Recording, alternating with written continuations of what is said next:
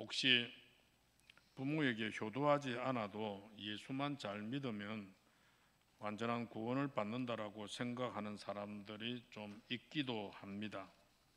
잘잘못을 떠나서 우리들이 부모님을 섬긴다라고 하는 이 효도, 완전할 수 없지만은 부모님께 효도한다라는 이 자체는 바로 하나님의 명령이고 하나님의 계명입니다. 그래서 부모님을 공경하고 효도한다라는 것은 해도 되고 안 해도 되는 이것이 아니라 바로 하나님의 명령으로 나와 있는 말씀이기에 안 해도 된다라고 하는, 안 해도 구원받는다라고 하는 이런 논리는 입에서도 나와서도 안 되는 말이지요. 오늘 어버이 주일을 맞이하면서 제가 이런저런 훈계 메시지보다도 성경 말씀들을 또 여러분들에게 많이 나타내면서 정말 하나님께서 부모와 연관되어져서 어떤 명령들, 어떤 말씀들을 하셨는가를 살펴보면서 오늘도 우리 하나님 말씀 들으러 오셨잖아요. 하나님 말씀을 들으면서 들은 말씀은 들었다가 아니고 들은 말씀은 마음에 새겨야 되고 그것이 삶의 현장에서 행함으로 나타나야 그 믿음이 죽은 믿음이 되지 않고 그 믿음이 사산되지 않는 살아있는 믿음이 될 줄로 믿습니다. 출애굽기 20장 12절에 이렇게 말씀하고 있습니다. 자, 화면 띄우신 분들은 정신 바짝 차리시기 바랍니다. 좀 많죠? 같이 읽습니다. 시작. 내 부모를 공경하라. 그리하면 내 하나님 여호와 내게 준 땅에서 생명이 길리라. 하나님께서 말씀하신 그 계명은 반드시 지켜야 할 10계명 가운데에서도 5계명이 바로 부모님께 효도하라고 하는 명령입니다. 신명기 28장을 보면은 그 신명기 28장이 순종과 불순종에 대한 이야기, 순종을 했을 때 어떤 축복이 임하며 불순종했을 때 어떤 저주와 징계가 임함이라는 게 쭉 나옵니다. 그 신명기 28장이 68절까지 되어져 있습니다. 정말로 여러분 축복과 저주 그리고 하나님께 순종과 불순종에 대한 그 부분에 관심을 가지고 생각을 한다면 신명기 28장도 완전히 우리 눈에 선하게 보일 수 있도록 읽고 또 읽고 읽고 또 읽고 아마 10번은 읽어야 그게 아마 좀 남으리라고 봅니다. 거기에 보면요 28장 1절에서 14절까지는 하나님의 말씀에 순종하라고 나옵니다. 순종에 대한 명령이 거기에 나옵니다. 그렇게 순종할 때 거기에 대한 축복이 임하게 되어진다라고 하는, 그래서 1절에서 14절 14개 절에서 그렇게 나옵니다. 그런데 그 하나님의 명령을 순종해야지 만약에 불순종하면은 너희는 죽는다 이겁니다. 그냥 가만 놔두지 않겠다 이 말입니다. 불순종하면은 내가 이런저런 저주와 이런저런 징계와 멸망이 너에게 임할 것이다 라고 그렇게 말씀합니다. 가만히 생각해 보면요 순종으로 말미암아 축복은 14절입니다 14절이에요 그런데 불순종하면은 저주와 징계와 멸망에 대한 이야기가 54개 절입니다 14개 더하기 54 더하면 68 나오죠. 계산이 맞는지 모르겠습니다. 제가 계산해 보니 그렇습니다. 왜 불순종과 그로 말미암은 저주와 멸망과 징계가 더 많을까? 이건 우리 인생의 본성을, 인간의 본성을 하나님께서 아시기 때문에 안 그렇겠는가 하는 그런 일입니다. 이 죄악의 건성이 남아있는 인간이다 보니까 선하고 착하고 좋은 일 하기보다는 거꾸제비 할 일들이, 거꾸로 하는 일들이 우리 인생에 더 많은 그런 죄성을 가지고 있는 존재들이라서 좀 삐딱하게 놀 가능성이 많다라고 하는 그걸 우리 하나님께서 아신 것 같아요. 그래서 이런 것 저런 것 구체적으로 그 54개의 절을 가만히 읽어보면은 우리의 삶의 실수와 잘못과 허물들이 그 안에 다 들어있는 것 같아요. 한번 읽어보십시오. 그렇지만은 이 길로 가지 말고 내가 명령하는 이 순종의 길로 가면은 이런 복만 받아도 너를 높이고 세계 높은 곳으로, 세계 높은 곳에서 네 이름을 뜰치게 하겠다라고 하는 1, 2절에서 그것보다 더 큰 복이 어디 있나요? 그래서 오늘 성경 가운데에서 우리에게 어떻게 효도해야 될지 몇 군데 말씀하는 가운데 레위기 19장 3절 말씀입니다. 시작. 너희 각 사람은 너희 부모를 경외하고 부모를 하나님처럼 생각하고 하나님을 경외하는 것처럼 부모님을 경외하라는 겁니다. 경외라는 말은 누구에게만 쓰는 단어입니까? 하나님에게만 쓰는 단어입니다. 이게 감히 우리 부모를 향해서 하나님을 경외하듯이 부모님을 경외하라고 하는 그 단어를 사용하면서까지 부모 경외에 대한 강력한 메시지를 우리에게 주고 있습니다. 신명기 5장 16절은 뭐라고 말씀합니까? 시작. 너는 네 하나님 여호와께서 명령한 대로 네 부모를 공경하라. 그리하면 내 하나님 여호와가 너에게 준 땅에서 너의 생명이 길고 복을 누리리라 그랬습니다. 효라는 것은 부모님을 공경하는 것입니다. 영국의 수상 처칠이 2차 세계대전을 통해서 아주 세계적인 인물로 부상을 했죠. 그래서 영국의 한 신문이 그 처칠 수상에 대해서 대대적인 특집 기사를 내었습니다. 어떻게 해서 이 처칠이라는 분이 영국에서 전 세계적으로 이렇게 위대한 그런 인물로 세움받을 수 있었을까? 그래서 이분이 유치원 다닐 때부터 저 대학 때까지 이분에게 영향을 끼쳤던 모든 선생님들을 쭉 뽑아내가지고 그 선생님들의 조사해가지고 그 내용들을 쓰면서 위대한 스승들이라 그런 특집으로 신문에 글을 실었습니다.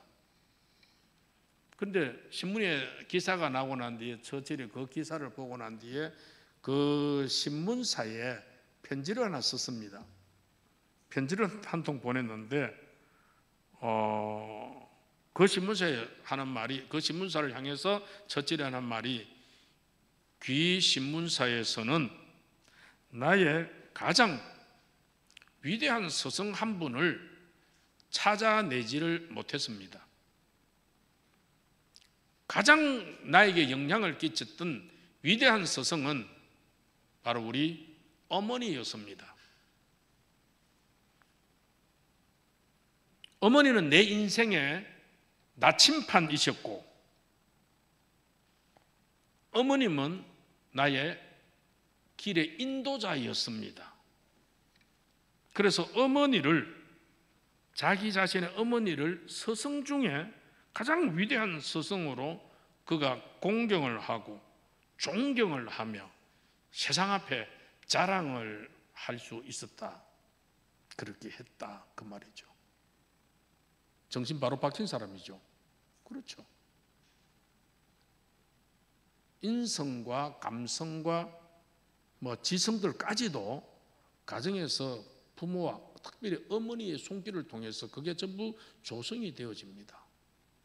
3살까지 우리 인생의 80%가 다 인격의 지정의가 거기서 다 기초가 정립이 되어버린다는 겁니까? 그때 누구의 손 안에서 누구의 품에서 그게 조성되어질까요? 어머니 품이죠. 그래서 잠언 23장 25절에 보면은 이렇게 말합니다. 시작. 내 부모를 즐겁게 하며 너를 낳은 어미를 기쁘게 하라. 여기 두 단어입니다. 즐겁게 하는 거하고 기쁘게 하는 거하고 이 두 단어입니다. 부모님을 기쁘게 해드리고 부모님을 즐겁게 해드리는 그것이 진정한 효도다 그 말이죠.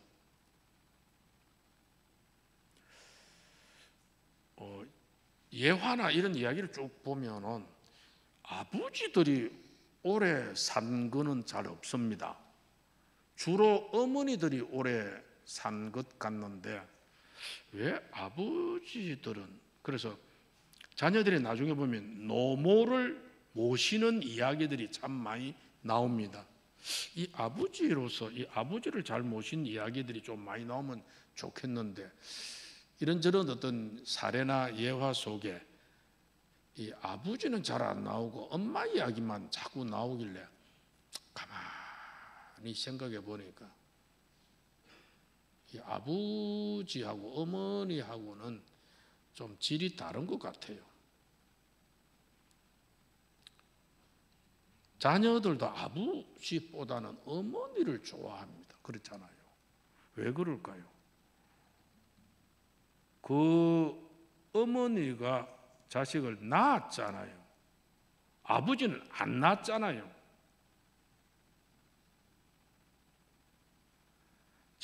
미안합니다. 통계가 그렇다 하니까 절개해서 낳은 아이를 향한 모성애보다 자연으로 분만해서 출산한 그 부모의 또 모성애하고는 그것도 좀 차이가 난다 하더라고요.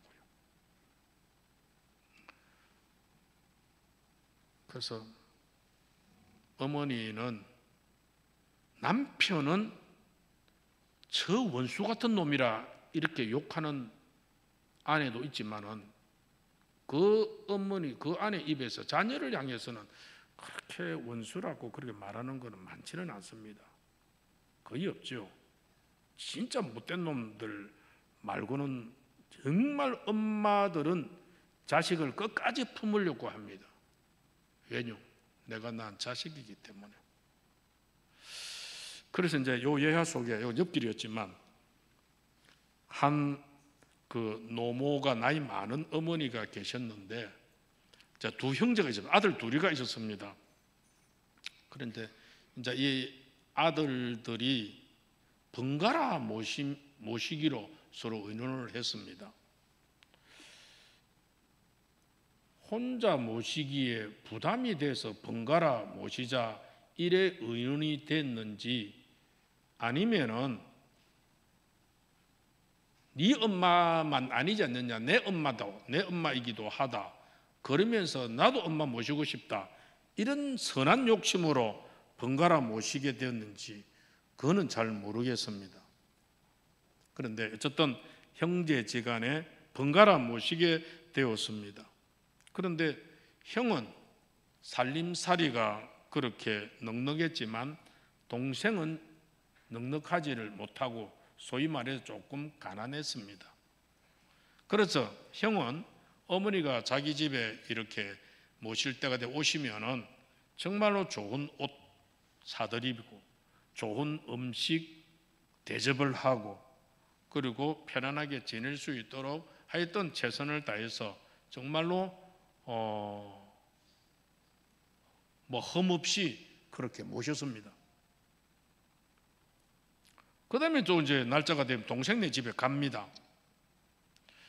그런데 동생네 집에만 가면은 한 석 달 있다가 이렇게 이제 형제네 집으로 오기로 되어 있는데 석 달이 지나도 넘어가도 넉 달이 돼도 안 데려가지 않으면은 엄마가 오지를 않습니다. 형네 집으로.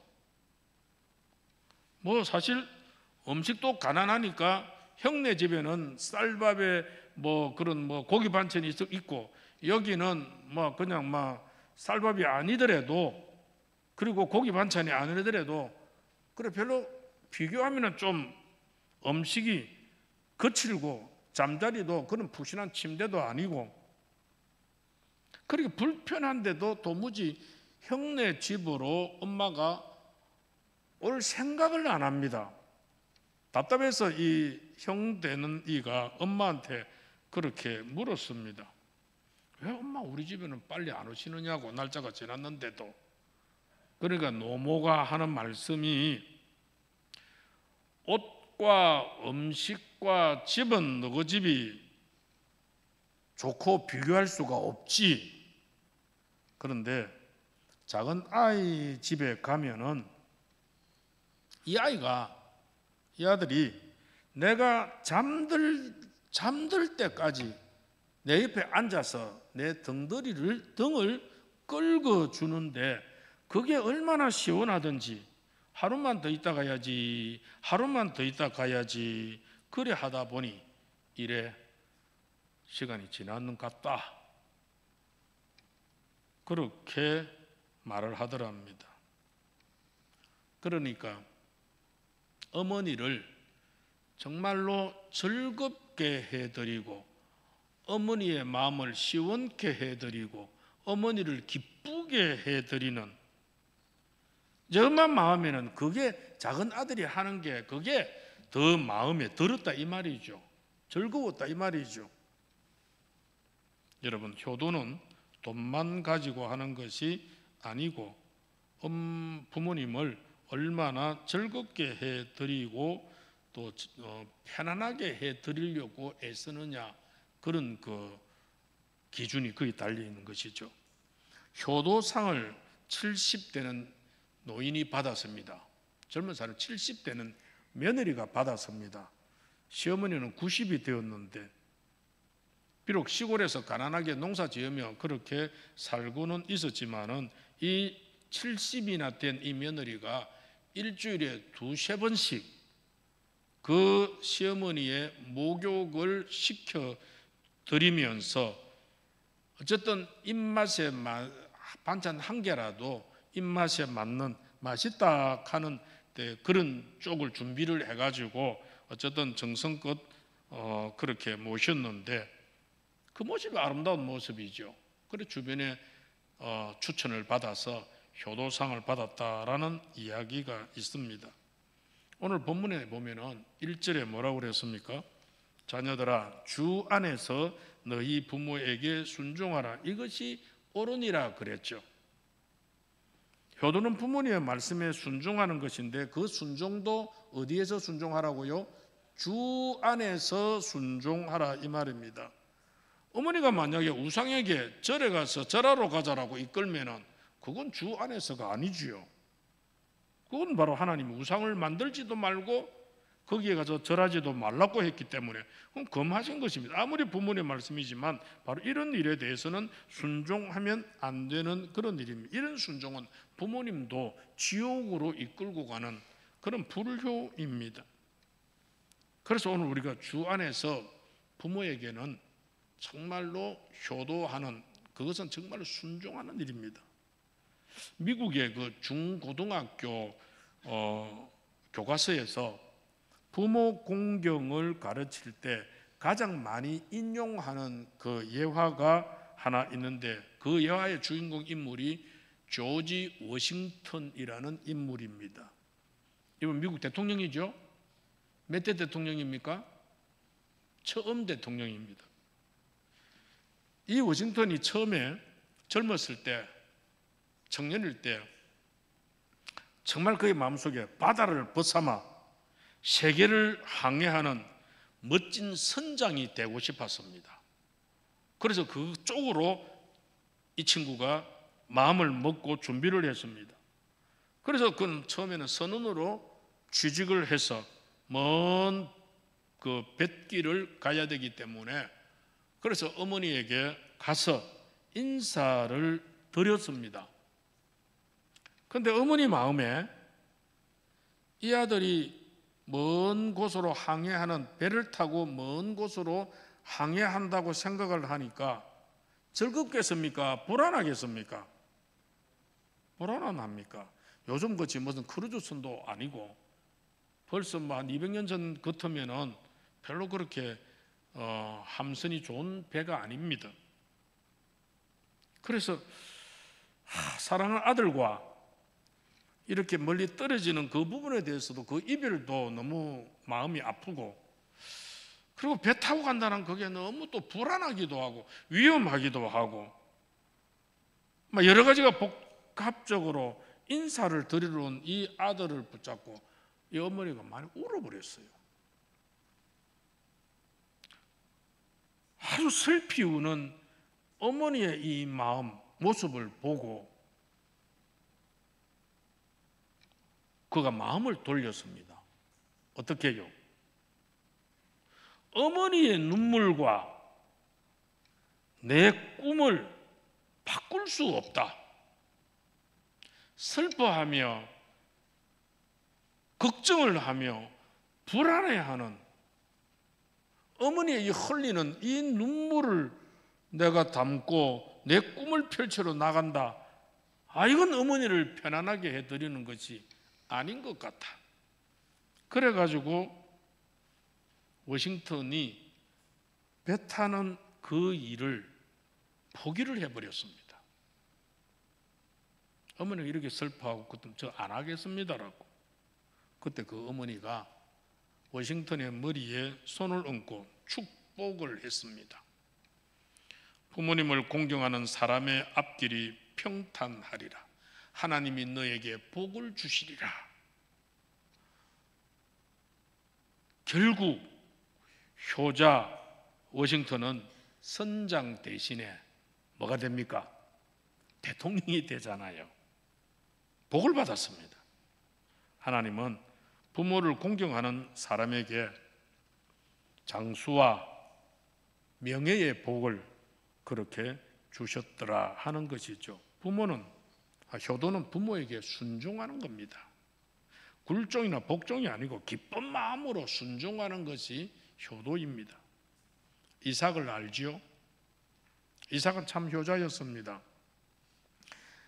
이삭을 저 브엘셰바에서 모리아 산까지 그렇게 데리고 가서 그곳에서 하나님께 아브라함이 번제로 드리려고 아를 데리고 갔죠. 아브라함의 신앙과 믿음도 위대하지만은 브엘셰바에서 예루살렘까지 한 78km, 예전의 길은 또 뭐 어떤지 모르겠지만 한 70km, 하여튼 사흘 길을 걸었다 그럽니다. 뭐 나귀를 타고 왔는지 걸어서 왔는지, 그 부잣집에서 뭐 걸어오겠습니까? 말 타고 뭐 나귀 타고 그래 왔죠. 이때 이삭의 나이가 몇 살이겠느냐라는 이런 게 성경에는 안 나옵니다. 그런데 어떤 분들은 한 27살쯤 된다 하시는 분도 있고, 어떤 분들은 한 17, 8세 된다는 그런 분들도 있고, 27세 이렇게 하는 분들은 예수님의 모형으로 나오는, 예표로 나오는 거기 때문에 예수님께서 30살부터 공생애 했기에 한 그 정도 안 되겠나 하는 이런 생각을 가지고, 어떤 분들은 27세 같은 아브라함이 127살인데, 그래서 나무찜을 짊어지고 올라갈 정도니까 사람 하나 태우려고 하면 나무찜 쫓겨는 안 되겠죠. 그 제법 짊어져야 되겠죠. 짊어지고 산 밑에 산 위에 예루살렘 그 정상까지 올라가는데, 그는 이런 한 45도 경사입니다. 그 산은. 그 굉장히 힘드는 그런 거고요.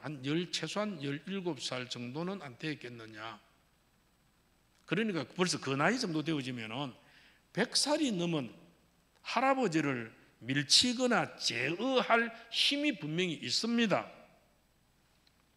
그렇지만은 이삭은 아버지가 결박하면 결박하는 대로 칼을 들어서 자기의 심장을 향해서 내리 꽂으려고 하는 그 아버지 앞에 아무 저항도 하지 않고 그대로 받아들입니다. 번제로 드릴 것이라는 그 말이에요. 아버지 말에 그대로 순종하는 거죠. 따르는 거죠. 이게 뭐라고요? 이게 효도라는 겁니다.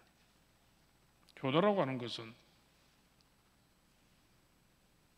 부모의 뜻을 따라 순종하는 것입니다. 그렇게 틀리지 않는 한.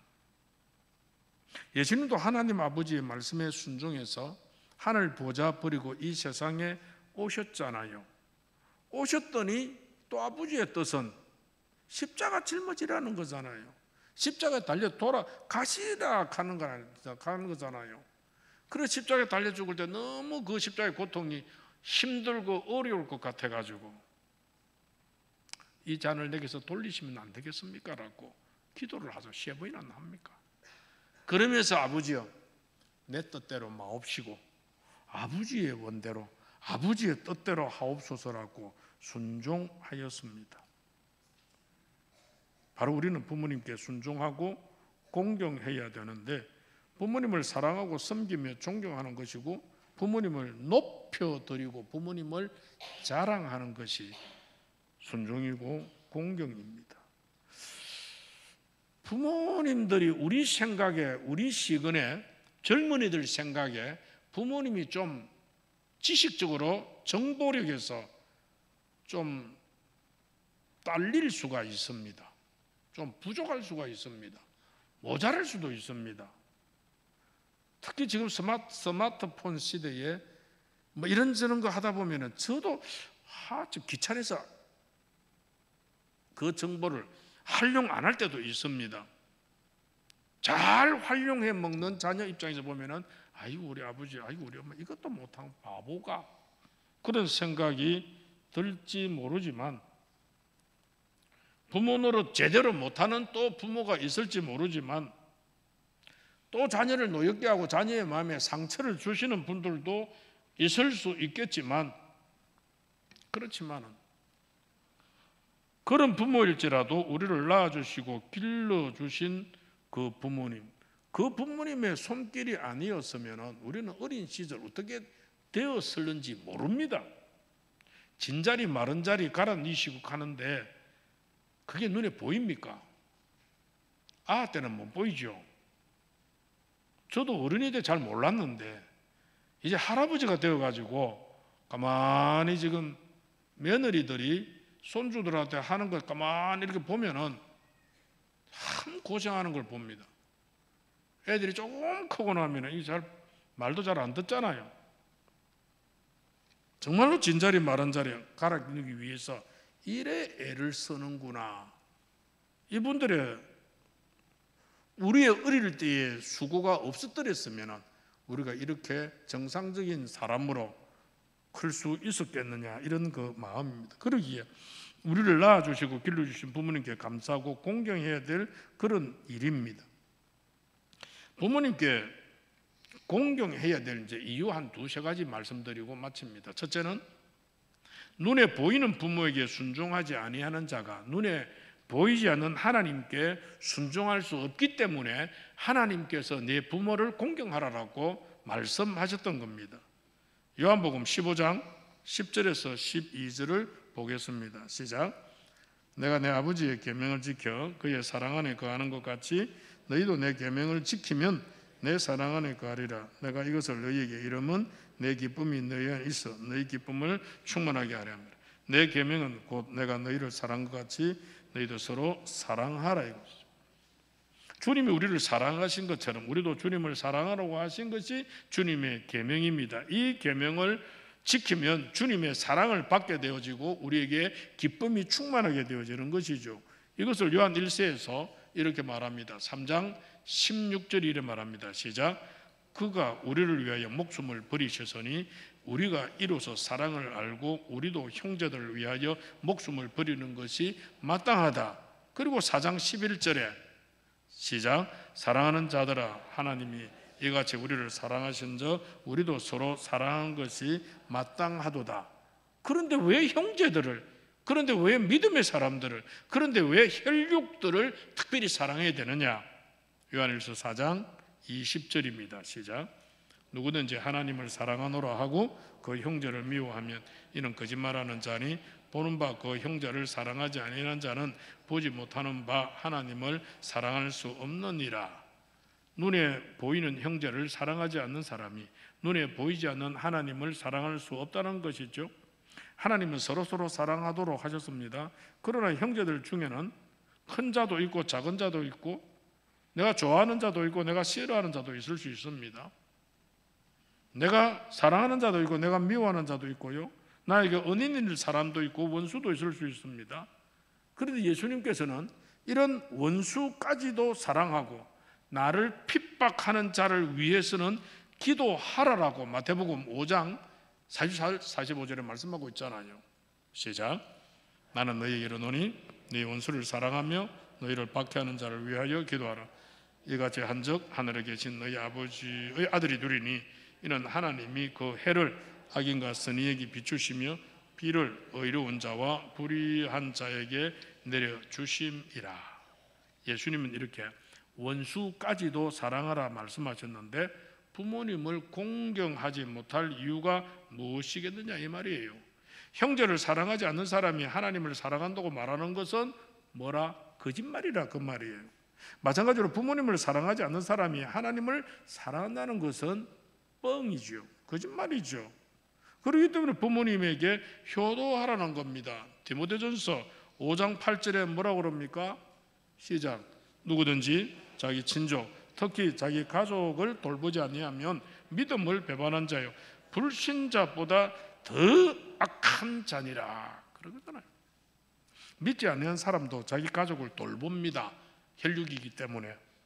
그런데 예수 믿는 사람이 부모님과 형제를 공경하고 사랑하지 않는다면 그 사람은 믿음을 배반한 자입니다. 믿음을 배반한 자, 주님께로부터 인정받지 못한 믿음의 사람이죠. 그 믿음이 배반한 자가 되는데 무슨 그 믿음 인정받을 수 있습니까? 그 사람의 구원도 저는 아니지 싶습니다. 두려운 말씀입니다. 눈에 보이는 부모와 형제를 사랑하지 않는 것은 그건 믿음이 없는 자의 모습이다 이 말입니다. 또 하나는 인간의 죄 중에 가장 무서운 죄가 사랑에 대한 배신입니다. 우리는 하나님의 사랑을 많이 받았잖아요. 그런데 그 사랑 배신하면은 멸망받을 수밖에 없는 게 구약 성경에 나오는 이야기 역사 있잖아요. 하나님 말씀을 순종하고 계명을 지키고 뜻대로 살아갈 때 복을 받았지만은 하나님을 배신하고 하나님을 배교하고 이방신을 섬기고 이방 문화를 따를 때 하나님께로부터 징계를 받잖아요. 멸망받잖아요. 나라까지도 없어지는 포로로 잡혀가 버리는 그런 존재가 되어 버리잖아요. 이스라엘을 우리 가운데서 택해가지고 만들어 놓은 것은 하나의 대표적인 것입니다. 하나님을 아는, 하나님과 관계된 사람들이 이렇게 하면 이렇게 복을 받고 이렇게 하면 이렇게 멸망을 받는다는 것을 우리에게 보여주고 있는 이야기입니다. 오늘 우리는 부모의 사랑을 얼마나 많이 받았습니까? 그렇기 때문에 부모의 사랑을 배신하는 자는 죽어 마땅한 것입니다. 성경에 보면은 부모께 효도하지 않는 자에게 하나님께서는 무섭게 경고하는데 뭐라고 경고합니까? 조리구 21장 15절 17절입니다. 시작. 자기 아버지나 어머니를 치는 자는 반드시 죽일지니라. 자기의 아버지나 어머니를 저주하는 자는 반드시 죽일지니라. 레위기 20장 9절입니다. 시작. 만일 누구든지 자기의 아버지나 어머니를 저주하는 자는 반드시 죽일지니 그가 자기의 아버지나 어머니를 저주하였은즉 그의 피가 자기에게 돌아가리라. 잠언 30장 17절 시작. 아비를 조롱하며 어미 순종하기를 싫어하는 자의 눈은 골짜기에 까마귀에 조이고 독수리 새끼에게 먹히리라. 제가 성경을 이야기하는 것은 하나님께서 이렇게 명령하고 있기 때문입니다. 제가 몇 마디 해봐야 그건 목사님 말이고 그렇게 보면 별 근거가 없습니다. 하나님의 말씀이 이렇게 말씀하고 있습니다.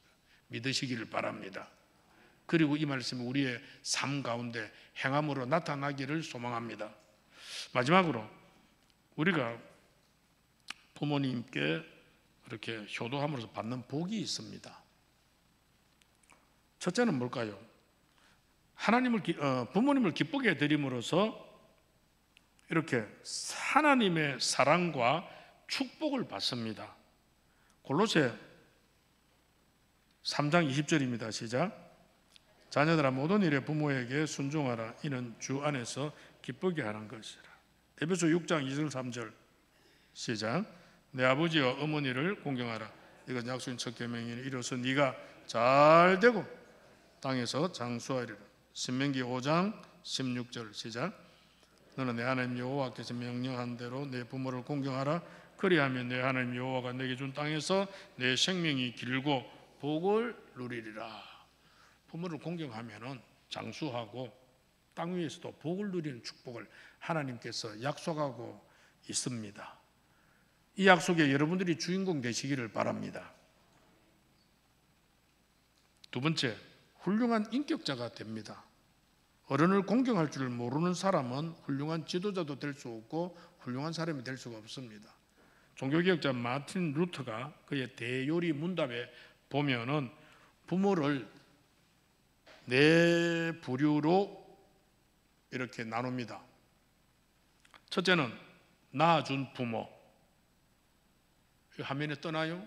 둘째는 가르쳐 주신 선생님, 셋째는 나라를 지키는 왕, 넷째는 영적으로 지도해 주시는 목사님. 이렇게 네 분을 부모라고 마틴 루터는 정의를 하였습니다.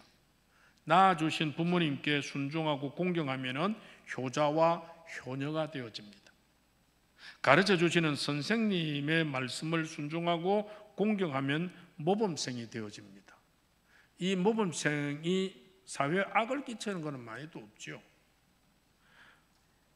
왕을 위해서 순종하고 공경하면 충신이 되어집니다. 정말 나라에 필요한 일꾼이 되어지죠. 목사님에게 순종하고 공경하는 성도는 축복을 받습니다. 여러분, 목사님을 이기려고 하지 마십시오. 목사님을 대적하려고 하지 마시고요. 목사님을 마음 상하게 하려고 하지 마십시오. 그렇게 되어지면은 여러분들의 신앙과 믿음에 마이너스가 되어집니다. 바로 목사님을 부모같이 어른으로 모시는 그 일은 누구를 위한 것입니까? 여러분 자신을 위한 것입니다. 성도를 위해서 그렇게 되어지고 교회를 위해서 그렇게 되어집니다. 성도가 하나님께로부터 복을 받는 길이 목사님을 부모로 생각하고 공경하는 일입니다. 따라서 교회에는 그런 사람들이 많을 때 부흥을 가져오고 그 교회가 하나님께 영광을 돌리는 교회로 자리 잡게 되어집니다. 또 부모에게 세 번째 효도함으로써 효도하는 자녀를 갖게 되어지고 그 가문이 효도하는 가문으로 이어지는 축복을 받습니다. 왜 그럴까요? 사람은 본대로 하게 되어 있거든요.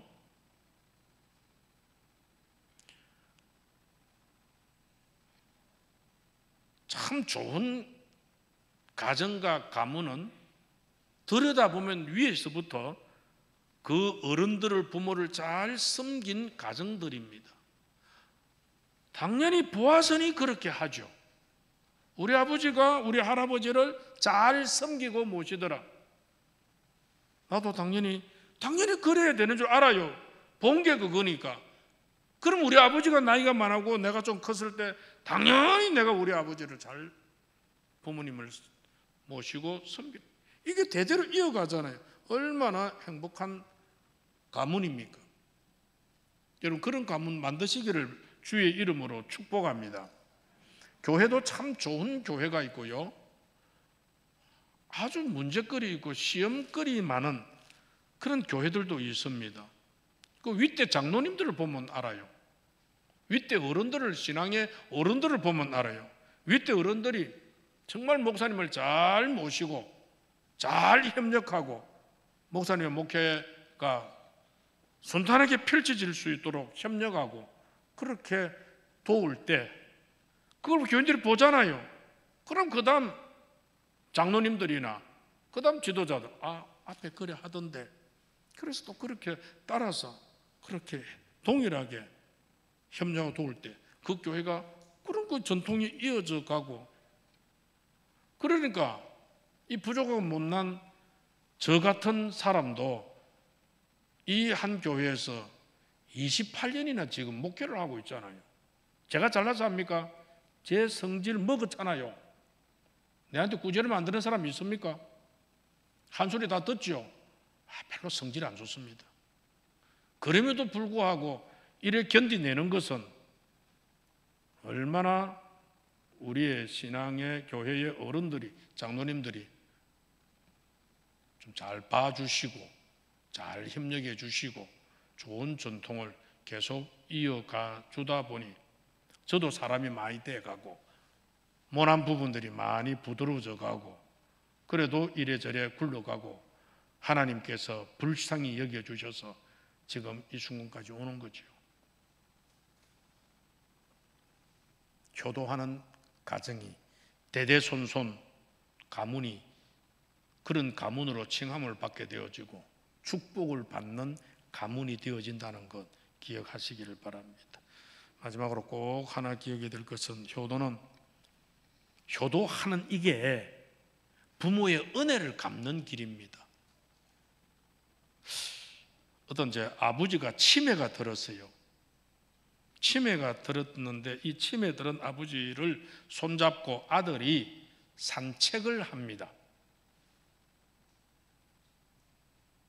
그런데 저 전깃줄에 앉아있는 그런 그 참새를 보고 아버지가 묻습니다. 야야, 저기 뭐고? 저게 무엇이냐라고 그렇게 묻습니다. 그래,